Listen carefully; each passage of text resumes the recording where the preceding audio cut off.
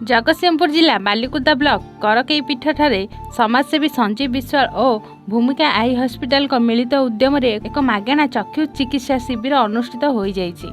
एही शिविर को 327 जन मागेणा चश्मा नहीं बेले 20 जन को भूमिका जगतसिंहपुर को स्थानांतरण करा जाइछि। कहीं राजनीति पर तो मु लोक सेवा जारी रखी तो केबे जेबे लोक दरकार पड़ी कि मोर निर्वाचन मंडल के आसबार मोर प्रयोजन अच्छी मु तो सब लोक सेवार अच्छी आगुरी थी एबे भी अच्छी तेणु राजनीति हूँ सेवार गोटे मध्यम तेणु मु सोशल